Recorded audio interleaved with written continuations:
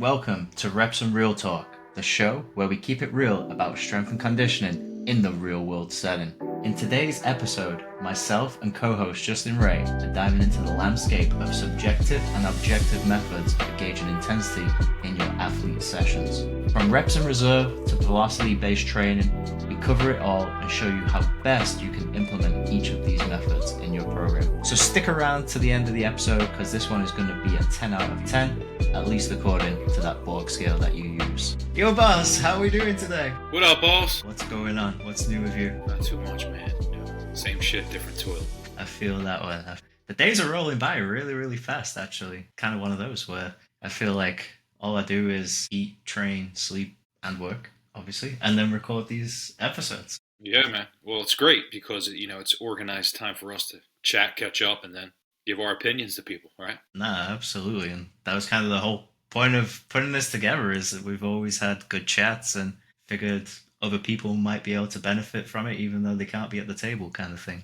So I think so, hopefully. What are we getting into today? I think we're going to chat a little bit about reps in reserve and also the controversial topic of RPE. We've both used them in the past. Let's kick it off. Like, what are your kind of thoughts on either one of those, and where do you kind of stand? And then we'll flip it back on my end. Yeah, for sure. I mean, both are obviously subjective things, right? So dependent on kind of a person and their experience. And one thing that I would say with reps in reserve method that I've been personally trialing around is trying to be a bodybuilder right now, right? Like, I'm trying to get as close to proximity to failure as I can. I'm fairly experienced, and even sometimes I can squeeze out a couple of extra reps that I didn't really know that I had when I kind of pushed to failure.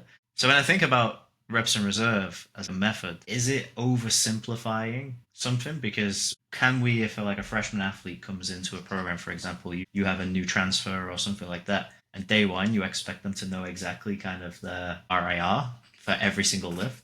It's probably a bit of a stretch, I think. Yeah. And so like, because of that, it's like that method itself could be useful, but as a coach, I find it fairly hard to predict. I probably overestimate how many more reps an athlete can do because I want them to push harder, right? I have that bias. The athlete underestimates because they feel like any exercise is hard. So I think it's a tough one to incorporate in a program. I don't know what you think about that. Yeah, I could agree there. I think you got to know what failure feels like first, right? We kind of talked about this before. And then you're kind of working backwards from there, right? So like, if you don't know how to fail, you don't know what that feels like. You don't know what that looks like. And it's going to come with experience, right? Like this is probably something where reps in reserve is not for the young and the inexperienced and the freshmen, even the sophomores, right? You need a few years under your belt, I would say, just my personal opinion, because of simple. It's like you got to know you have to know what that feels like to anticipate that. Oh, I got one more left in the tank. I got two more left in the tank. I think I had two left. What does that look like for you? So I think that just comes with just experience and understanding how to train, right? And that only comes over time. Yeah, for sure. Have you ever used reps in reserve, like exclusively programmed?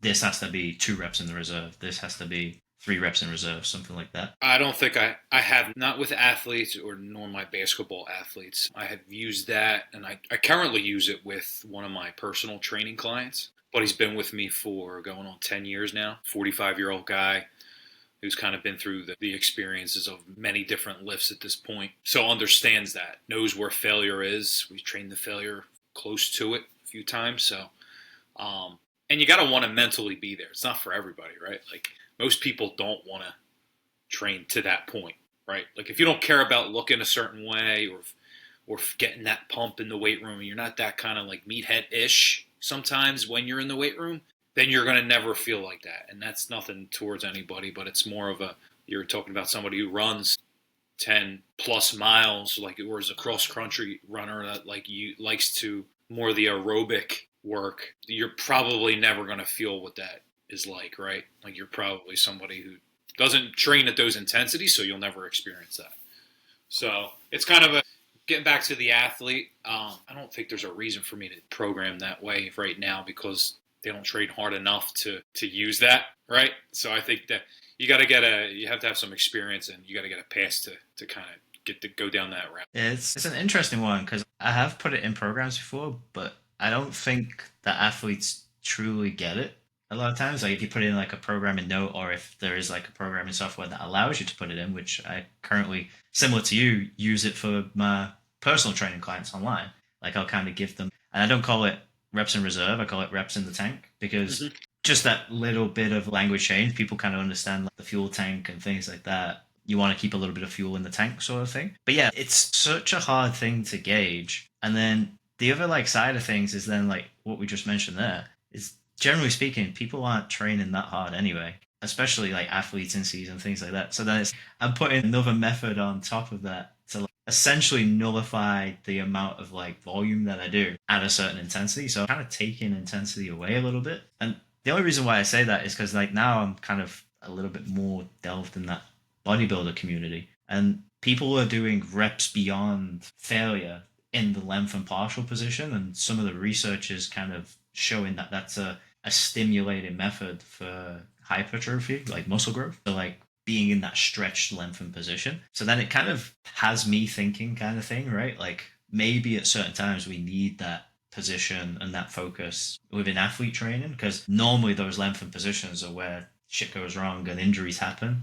If you think about kind of like sprinting and change of direction and all that kind of stuff, it's normally as the muscle elongates and goes through eccentric load a lot of the times where those injuries happen. So it kind of gets me thinking about that, because then it's like if bodybuilders are kind of doing that and that's for muscle growth, but then growth and strength, we've seemingly decided that those two things are exclusively different, but actually a lot of times they do go hand in hand. So yeah, I mean, it's not something that if I went back into team setting, I don't think like that would be my first method to use. And we obviously mentioned RPE, so I'll kind of segue into that. I think RPE is a little bit easier than that to use if we're trying to grade like the overall session. I think reps in reserve is easier to use as a conversation now and then if you don't think somebody's lifting hard enough, because you can go over and be like, how many more reps did you have in the tank? Hey coach, I had 10 reps left. Yeah, Well, fuck. You know what I mean? I want you at sure. 85% of your max today. Like, you should have 2 reps left in the tank, 1 rep left. You know what I mean? So I think it's easier to kind of have those conversations. What do you think about that? Yeah, I think so. RP, I also really haven't used. I've used that more of for practice. I've asked that post practice at times. Maybe I should. Maybe I don't. I'm not sure, but I haven't had those conversations. But maybe I could and see kind of how gauge what those numbers would kind of look like individually and like kind of different points of that. If I have 4 guys in a weight room, maybe I ask different times after that session when you know on a scale of 1 to 10 how hard was session overall, right? That's hard to kind of gauge when you have other people in a team setting training together. If you're constantly asking people, like, you know, how hard was that? How hard was that? How it's kind of like I don't know if I'm going to get anywhere with it, and how accurate am I going to remember it, during the session? If am I walking around with a piece of paper, things of that nature. I want to get your opinion on the RP in a second. What are your thoughts? Just making a quick little curveball here. Would you program ranges? Rep ranges? Rep ranges. Yeah, So would absolutely. you like just say I want to get 4 to 6? Do you think that can overcome both RP and reps in reserve? Maybe. Yeah, I think so. Like giving somebody a range, Hmm. obviously, if they're living on that lower end of the range, the intensity might be a little bit higher. Hmm.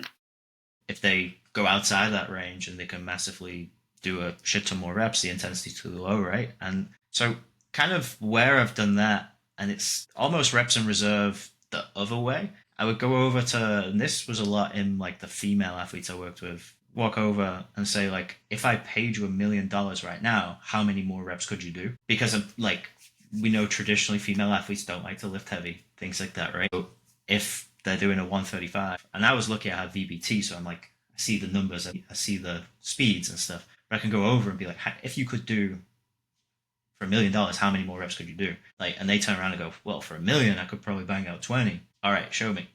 I don't have 1 million to give them, but like they get at least the pride of being able to do it. But again, that sort of thing is kind of that rep range method in terms of education, right? Like, hey, if you can do 20 reps of this intensity is not what we're trying to hit. And even with the rep ranges, I always find myself gravitating back to percentage based prescription, like percentage loads, because unless you have VBT and those other things where you can kind of sort of auto regulate, like it always comes back to percentages, whether you use RPE, whether you use reps in reserve, in my opinion at least. What about you? Do you kind of use programming rep ranges? Is that kind of something that you predominantly do in your weight room? Yeah, I like the rep ranges because I think I can get the answer if they're kind of how many did you get on that set, right? If I'm just walking over and realistically, if they're getting on the higher end, all right, maybe we can go higher intensity, right? Like, see, let's test this out. I think you can answer your own questions by the ranges, or you can kind of see that guys are just kind of dogging it and like they're not really into it today. So sometimes it's like, what's the best stimulus for this person? Granted, they need to do this, but like sometimes could we make an alternative? If this guy's not feeling this, and it's just like we're trying to grind the most out of this person that we're not really getting the best out of. There's many times where I've changed what I wanted to do to cater to that person, And obviously there's a lot of other variables and factors that go into making that decision. But generally speaking, I'm not married to, just like exercises, I'm not married to what's necessarily have to be done that specific day, because most of the time there's another day we can do this and we'll figure out another day. Off season's a little bit easier. Obviously, we all know that, right? So, yeah. And something to that like rep ranges point, you've probably seen me post quite a lot, and we've had discussions about this as a method. But like, I'm very much a cluster sets prescription guy. So a lot of the times, like, hey, I want you to get 12 reps out of this set, and whether that's a cluster of 4 rest, 4 rest, 4, whether it's 3 rest, you get the point, right? Like, we're getting 12 reps in a certain way, but even with just kind of like 8 sets and things like that, accessory work, like that rep range, that's where I'm not married to, you have to get 8. You know what I mean? If you want to get 8, rest pause method, cluster set method, whatever you want to do to get the total volume, if I think that volume is the most important thing. Otherwise, like, you know what, I've put it 5 to 8 reps because I want them in around 75 to 80% of their 1 rep max. Like, they get 5, they're probably around about there, you know what I mean? And then that's where, again, the reps in reserve thing, where it's like, hey, did you like stop that set early because of the rep range, or did you stop that set because you were fatigued? You know what I mean? And that's where like that conversation I think is more important than like the reps in reserve number being on the program, in my opinion at least. Yeah. And I love the clusters. I think clusters make a lot of sense, especially for athletes, because you can manipulate whatever you want to do all year round, especially when intensity is the main thing, right? So if a guy comes in, like I was just saying, he's hitting the lower range of that, he's not really working too much harder. Be like, listen, get 2, rest 10 seconds, count to 10, get another 2, do that 3 times in a row, and you get 2 breaks within that session, right?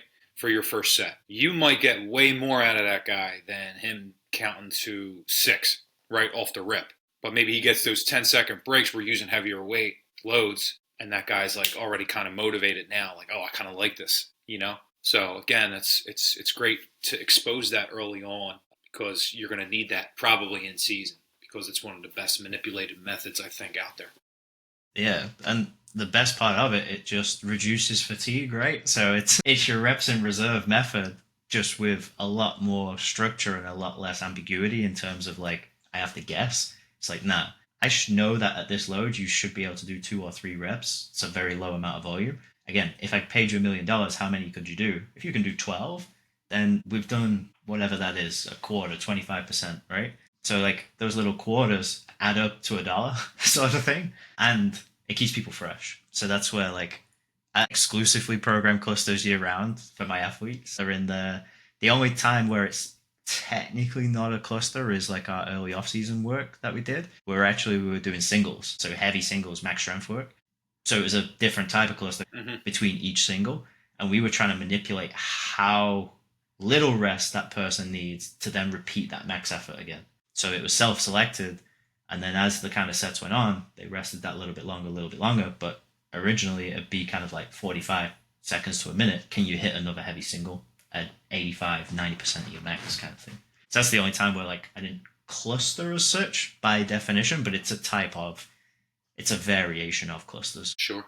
It's tremendous. It was steal that. Yeah, I mean, I'm trying to actually write it up as a publication right now, because again, we were fortunate in terms of being able to have VBT, and I think the ability to coach with a velocity-based training tool is something now that I really do pretty well. So I don't need methods like RP and reps and reserve. I kind of put percentage based lifting and velocity based training together in like a hybrid program. So I don't need the subjectivity because I get objectivity. If it's hard, it's slow. Yeah. I mean, I think VBT is probably the be all end all for that, especially in the athletic world where it's just, it makes training, one, it makes it fun, right? It's objective. And you're getting that live feedback, which I think is super helpful. Instead of hearing it from you, you're getting it from technology, monitor, whatever, the iPad, which is kind of cool in your training too, because then it also keeps the weight room competitive too. Absolutely. The one thing I'll say, like on VBT, where people get it wrong a little bit, is they think VBT strictly means moving fast.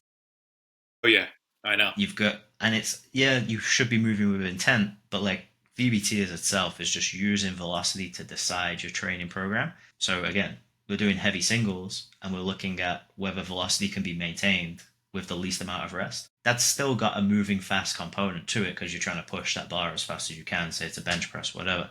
But at the same time, the variables that we're interested in a manipulator was rest. Like it wasn't the speed. Like I wasn't trying to do fast bench, you know what I mean? It was high intensity up in your 85% max ranges. And I can use the speeds to kind of gauge where people are because of that. Because again, if they're bench pressing at a zero point 0.6 meters per second, that's probably 65% one rep max based on some numbers out there. So like already I know that that load's undercooked. So based off some testing and assessment, that's where, again, percentage based lifting is kind of tough because you always base it off like maybe a one rep max test or like an estimated one rep max, right? Most of the time, it's estimated, right? A lot of time, especially in like the athlete setting. Now and then, I would actually do one RM sessions with our guys just because, like, hey, we got to lift heavy stuff. Let's try it out. Do it in a safe way, and they enjoyed it. It's like a big testosterone boost, right? But like, at the end of the day, if I do that and then I'm still programming off that value 6 weeks later, it's really tough, and that's why methods like RPE, reps and reserve are useful because you can make those adjustments if you don't have tools like velocity based training and you don't have updated training maxes kind of thing. I think so. And I'll probably dial back to those or refer back to those at some point this year because I haven't typically in the past and just kind of see how it works for us and what I get out of certain guys, because we have a brand new team. Great time to implement everything you want to implement, right? There's so much things to do. And so I think that'll work out pretty good for us. With basketball, I don't even know if like RP and reps and reserve has to be like formalized because like you've got so few guys on the roster, you can have conversations with guys during training. Whereas like a bigger team setting, where like football team, Football, for example, yeah. it's really hard to see what the guy at the bottom of the weight room is doing because by the time I get down there, he's finished 3 sets kind of thing. And so unless you've got other coaches and an extended staff, where then you can again have those conversations. But honestly, I don't think that anybody's doing it wrong in a sense. You can still apply velocity based training principles without a velocity based training tool. It's just you're not prescribing off velocity. It's just you're trying to ask somebody to move with intent. So I call it intent based training. Hmm. So the psychology towards that. You use motivation, you use, hey, that was a 2 out of 10, whatever it is, or you had 10 reps left in reserve. That can be used as like potential motivation for some guys, and other guys will tell you to fuck off, right? Yeah. So if you were gonna use RP in the weight room, what would you be kind of thinking about? Heavy days, really. Like high intensity, grinding, slow movement days. I think that's where I'll gauge the most accurate in my setting, in my personal opinion, for the exertion. So I would say that that's probably the main day that I would say because especially basketball players, it's a super stressful sport. They handle stress really well. They're the one of the best compensators. I mean, right? Like that sport is just like they get to it, man. And what I mean by that, like they'll compensate. You won't even realize that they're actually compensating, but later on they're going to pay for it, and they're going to come to you and you'll be like, man, I feel horrible, but you just dropped 43, you right? So stuff like that will happen. But my point I was getting at is like the doing things fast, doing things that typically is not a problem for that sport specifically. Training those guys, like they love doing things quick, right? Power, speed. So I think the worst and the most difficult in that setting in that population is the heavy intensity, grinding, slow work days. So that's when I would use RPE. How about Makes you? sense. Yeah, I mean, honestly, if I could, I would get some budget together and buy a VBT tool and not use it at all. But where like it's got potential usage is just to get a gauge of the overall session for me. So like when they've gone away, typically we lifted and then practiced, which is then kind of tough because you'll forget about how hard the lift was or how easy the lift was because practice was hard and vice versa, right? But like getting a gauge of something from the guys in terms of is the session hard, easy, whatever. The only thing is that makes me have reservations about RPE is just like the way in which it's collected. So even me just like speaking out loud there, we automatically kind of gravitate towards that question of how hard was it? And you mentioned that a little earlier. And that's like not actually the right way to ask RPE. It's what you just said in that last little bit there. Like, what is your exertion? Hmm. So it's kind of remaining completely neutral and like letting them tell you. Then you have to explain to a basketball guy what exertion means, kind of thing, right? But Yeah. again, that comes back to what we were talking about earlier, like with the reps in reserve, is like for somebody to really be able to gauge RPE for a specific session or lift, they gotta feel what maximum feels like. So that's where again those heavy days are important because they'll turn around and be like, "Yo, Justin, that's a 10." You know what I mean? When someone is at their max or at close to it, they're going to tell you that they're at their max kind of thing. Like, and in certain instances, guys try and run through the wall and then they end up puking or whatever it is, right? Like, we've probably all had an athlete in our career at some point that's ran to the trash can in preseason or something. It might not be during your session specifically, but we've all seen it. So again, there's going to be those times that that happens. It's just that I don't think that RP's collected very well, if I'm being honest. And that's why, like, generally speaking, I gravitate away from it a little bit to try and like use other methods, and like, it ends up then for me kind of going back to percentage based lifting as prescription and then conversations with the guys. Hey, this is supposed to be pretty hard, and if I have to use RPE as an example, I will, but I'm not like formally collecting it. Yeah. No, I agree. Yeah, so it and it's tough because buddy of mine, Sean McLaren's done like a lot of work on differential RP and trying to split up kind of muscular load, and I'm interested in the muscular load, right, especially from lifts and things like that. So could I use that on a 100-point scale and be able to categorize different lifts when I'm changing the intensity? Quite possibly. But then the thing is, I have to use the validated scale, and what happens is a lot of people will just print out a 0 to 10, put red at the bottom, put green at the top, some yellow in the middle, have the numbers and smiley faces, and that's not the correct way, the validated scale. Those scales could potentially be validated, but no one's done it. Because what happens, right? Like, red is bad, danger. Yeah. Green is good. You know what I mean? So, like, our brains start associating things with colors and numbers instead of actually the output. So, this is a random plug, but I've actually done something in the readiness realm, which hopefully will get published soon, which is looking at a blank scale and just perception of athletes where they put certain words on a blank scale. Similar with RPE, right? Like if we turned around and said, "Hey, you Justin, tell me where hard is on the scale." You might have a different place. Your hard might be 70, right? I put it on the scale. My hard might be 55. Yet every single athlete uses the same scale typically 0 to 10, 0 to 100. But your perception of where hard is when you're not told where it is completely different. And so that's interesting to me. We've done it from a readiness standpoint to try and see if like we can create a scale based off people's perceptions. And what we found was it's quite variable, but there is some directionality for certain words. So we can probably make a scale, but realistically, we're going to have to teach people about the scale, which means we have to expose them to hard shit. We have to expose them to easy shit and things like that. Sure. Where would you put it between 1 and 10? Where would you put hard? That's a good Right? question, right? I would say right off the rip, I would say 8 would be hard. Right, but that's not where it is traditionally on the Right. scale. It's like a 6. I'm biased because I know what the scale is. I can Yeah. visualize the scale. But like, I think with these scales, especially if you are going to show the numbers, 5 kind of has to be my neutral in a sense, like moderate or like it's not hard. And then anything up there, so probably a 7 is hard. And then probably a 3 is like easy or light, whatever we want to call it. And then 2, very easy, whatever. But then that's the thing. Nobody, I don't think, has looked at it from a resistance training standpoint of if you had a blank line, where would you put if you repped out and it was a very hard session?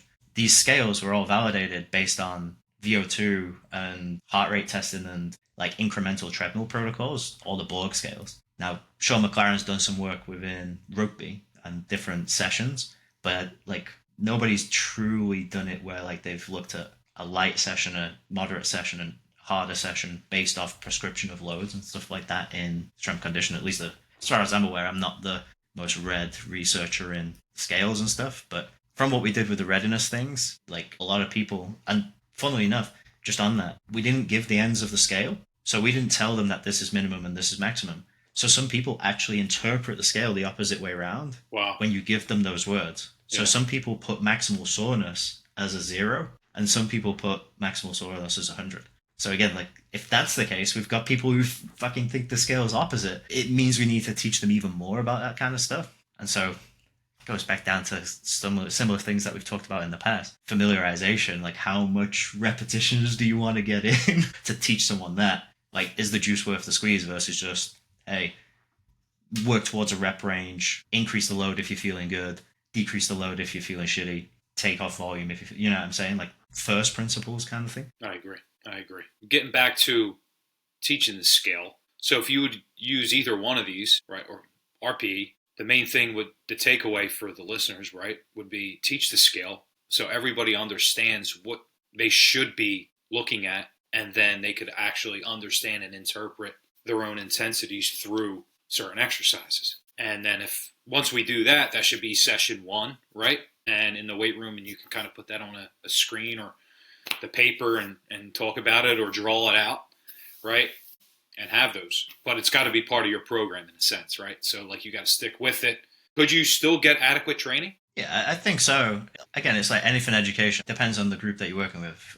I worked at Penn. Smart athletes, they'd probably be pretty receptive to sitting down and getting lectured about RPE, right?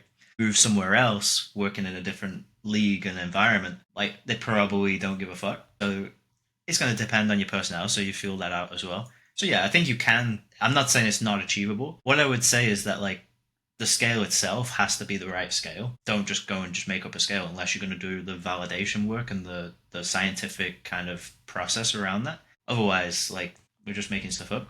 But the other thing that I would say is a lot of times like we collect that data and then we never really actually go and speak to the people about their data. When you have an athlete that says today's session is an 8 out of 10, a simple exercise is like have your own coach's RPE. So I actually have done this a lot more with practice loads than I have my own personal sessions. But if we ask the coaches what their RPE was for their session, and they say, today was a 4, and then all the guys report it as an 8, double what the coach says, right? Hey, coach, all the guys found the practice really, really hard today. Like, what happened? And then go and speak to the guys. Yo, why did you find practice really hard? Well, fuck, coach had us like 1v1 court for 45 minutes, you know what I mean? And like coach might see that as like super light because it's coaching and teaching. So similarly with like the weight room stuff, right? Like if we think that our session is a 5 out of 10 today and all the guys put 9 out of 10, either they're bullshitting you or we overcooked. You know what I Right. mean? Right. And we're always going to get a little bit of that, right? Because sometimes guys don't truly want to tell how hard things were, because if we say that, then another outcome could potentially come from that, right? For sure. But I think it's worth having a bit of a conversation because it's just the other side of things is like the kid who puts a 5 every single time, right? They're not answering that scale. Like, not every single session is the same thing. So, no variation in the scale is just as detrimental, I think, or at least a conversation point, than massive amounts of variation. But at the same time, if it's a method where then I've got to create these conversations and then I've got to create a reflective process and maybe feedback loop and stuff, maybe all of that is not the best use of time sometimes. Mm-hmm. So then is it worth using as a method? That comes up to the coach using it, whether they have time for that process or not. Because the last thing you want to start doing is collecting data, not using that data, and then the guys realizing that it's not getting used. Because then that way they just bullshit it. Yeah, for sure. All right. So we've obviously talked about reps in reserve, PE. There are obviously methods that can gauge intensity, but what are you specifically using in your programming to kind of give that intensity for that day? Yeah, I've used or currently use roughly the 3RM max test, estimated 3RM. I think it's, for me, it's just safety in the weight room with all these athletes coming in. And with that, print out they already have their required loads for the day on their sheets. So for me, it's just easier for that person to kind of know what they're doing already that day. Like given everything, reps, sets, and load is already given for the day. Granted, at times you're going to feel like you've wasted your time because you're going to go completely left or right with that, right? But also sometimes it takes the thinking out of things, and it kind of keeps the flow in the weight room a bit better, especially barbell or trap bar setups and lifts. Guys are kind of just like, yo, Just, what do I put on the bar? What's the number? And, I can help them like shout it out and, throughout the weight room, or guys already know, like, to help each other out with that. So for me, it kind of takes the thinking out. So estimated 3RM, I think it's a nice, safe way. Granted, I know we're never getting to that 100%, maybe not even to that 95%, but I guess in the past, research has showed that most of the time we are training under our max loads, right? So I think that for me that it works pretty well, and maybe I should test some other things out. But always open for that. What are your thoughts on that? Yeah, I mean, again, like I said, I think I generally default back to percentages because at somewhere there's somebody's ceiling, and yeah, one repetition max varies on a day-to-day basis, week-to-week basis, things like that. But for me, it's kind of like, all right, this would be the estimated ideal. And similar to yourself, I've done some formalized testing, 2 rep max, 3 rep max. Been lucky enough to have VBT so we can do some estimated maxes for those compound lifts as well based off velocity and kind of match those up. And then the other thing that I've kind of used, especially for like accessory work and things, is doing as many reps as possible for a first or last set, depending on kind of where it is in the workout. And then that way we can just kind of plug in our Poliquin equation, whichever equation that you want to use for your 1RM estimation. So again, if I did that 3 weeks in a row, I'm going to get a decent enough guide of like, or this is a range where that person lives in. And so we used to call it competition maxes and training maxes. I think that maybe comes from a West Side method or something like that. But like the highest the value of that range is your competition max, right? Like if I was going to do a 1 repetition max test, I would prescribe the percentages off that. But if like it's in season and it's training and stuff like that, I'd use that slightly lower training max. But for me, if I'm starting again building a weight room program and things and working with a team, I'd probably push pretty heavily for velocity based training. And then also a programming software that can calculate those calculations for me, like automatically. Again, I was fortunate enough in my last place to have both of those two things. So it was kind of nice because both of those two like methods gave me an answer. And sometimes those answers were exactly the same, and sometimes those answers were slightly different. Similar to yourself. Then if an athlete's like, "Hey, Greg, like, what should I go from here?" and today they're like way faster than what their speeds were supposed to be for that percentage. Hey, put it on another 10, 20 pounds. Let's see where the speed decrement is. If you stay in the same range, you're good, you're fresh. So that's kind of where I would use percentages kind of as like that traditional overarching theme. And then honestly, if I don't know anything about somebody, I'm using like rough estimations based off percentage body weight. So like we know that a back squat, for example, really good 1 repetition max, 2 times body weight for most people, right? Mm-hmm. So I can regress back from there. Hey, I want you at a 1.5 to get you a decent amount of load. You know what I mean? Like, and then we can, if they hit 2 reps, then maybe I put them too closer to their max. If they hit 10, okay, you've probably got a 2 times body weight back squat time type thing. So again, it doesn't have to be super VBT technical either. Most of the kind of like body weight stuff and things like that I'm using for my online clients because I can't hook them up to devices and things. The only thing that we've got is reps or doing testing sessions. So and reps and then estimations are probably your best method, I think. Yeah, and I think that's okay. I think whatever works for your environment and your individuals, as long as you're getting a pretty good intent, you're keeping it fresh, it's okay. Just because you don't have VBT doesn't mean you're like a shit strength coach or you're doing it a certain way. Like these methods are still around. It's 2025, right? Then again, like there are other colleges who have the money to purchase these things, and some people just don't have that environment, and it's still okay. There's a lot of great strength coaches that are very creative in how they do certain things, and there's nothing wrong with that. So, hey, effective ranges for the adaptation that you're trying to get to, right? Like mm-hmm. if somebody hits 80% of their 1 repetition max, they're probably going to get a little bit stronger. If they do that with a high amount of volume, they're probably going to gain some muscle mass. So it's like if they hit for one day 77% and then the next one is 82.5, you know what I mean? Like it's an effective range. Like who are we to say that like you have to get it bang on like 80%? You have to, you know what I mean? So it's all training guides. And the 3RM estimation is there's nothing wrong with that either. It's just, you could always increase that, right? The person's linearly progression, right? Like, so that's okay. So there's going to be ebbs and flows of training all year round, no matter what. So in the end, it's really not wrong, to do it that way. So, and it's, also we want to keep our guys safe too, right? The main goal is, it's not the Olympic weightlifting or the weight. It's to complement what they're doing on the court and to make sure that hopefully we're getting some wins under our belt and we're staying healthy. I think that's the main thing. So Yeah, like to that point of like the one repetition max test, right? Like where I've used it is at the end of the season where we didn't make it to March Madness. We've just done a whole programming block that's peaking for the tournament. If you don't get there, like a lot of people will be like, ah, well, the season's tiring, long, stuff like that. If you've programmed well, like you should be in peak week for the tournament type thing. mm-hmm. So why not utilize that as, all right, we're going to go in the weight room, we're going to do this the right way. Like the technique is going to be executed well, but do a one repetition max test. You could do 2 rep max, 3 rep max, whatever you want to do.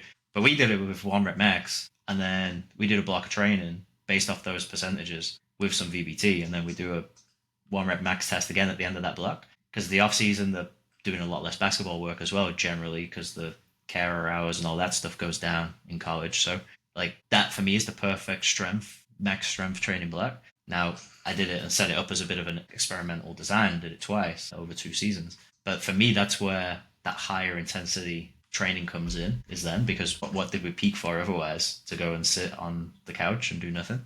You know what I mean? Yeah, you just kind of roll it over into your next cycle, and I think there's now you begin your next phase. So I think it's a great idea. Peaking's kind of tough in college basketball too, man. Like if we can talk about that, it's like you kind of never know.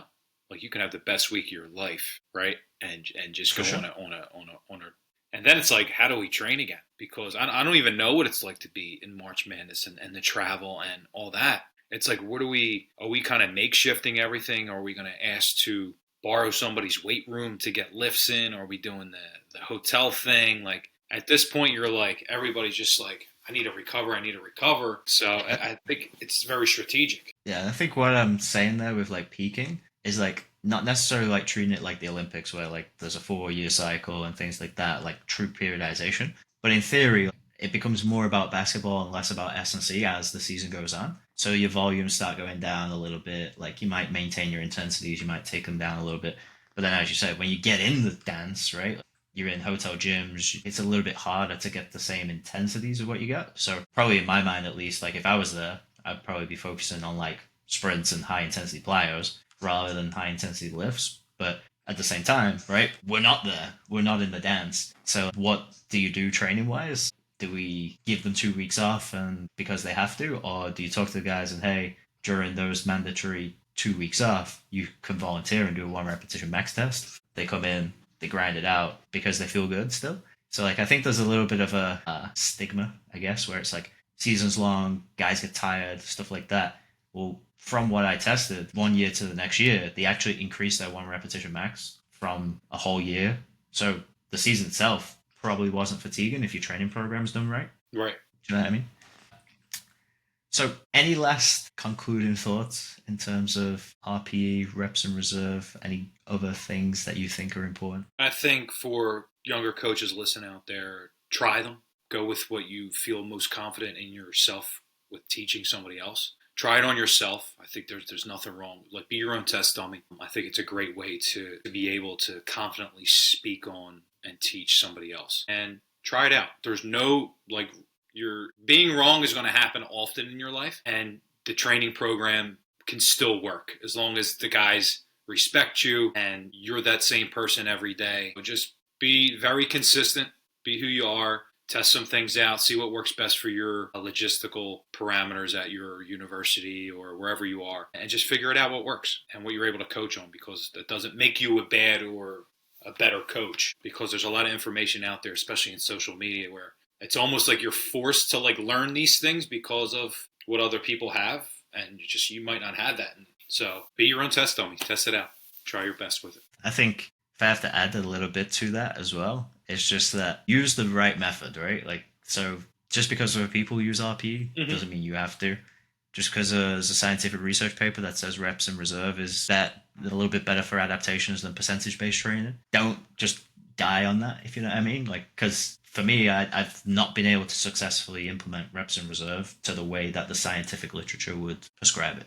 I'm fairly science-based and driven.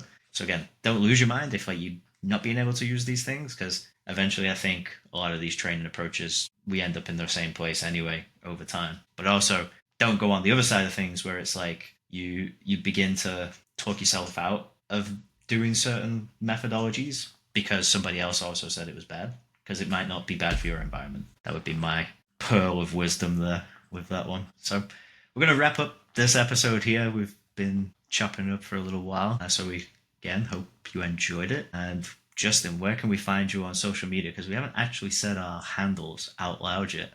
At JREY dot strength. So at JRay strength. Some good stuff. I kind of just post whatever I'm interested at that point in time. Trying new things. Just depends on the motivation and where it's coming from. So I like to keep it fresh. I like to keep it, things I've learned in the past or new. So just give it a follow. Check a video out. If you hate it, don't follow. If you love it, give me a follow. If you hate it, definitely follow him and drop 20 comments on his shit. I'm at CC Sports Science, Instagram, Twitter, all my handles are the same. And then the podcast itself is at Reps and Real Talk _. And so make sure you're following that as well. You probably already are if you're listening to us because you found the awareness, but make sure you're following that. And as always, make sure you like and subscribe on the channel that you're listening to. Make sure you rate this podcast if you can, and make sure you share it to your friends because we're continuing to grow. So keep pushing it out there. Yeah, keep an eye out. Keep an eye out for the other people that we're going to have on here too.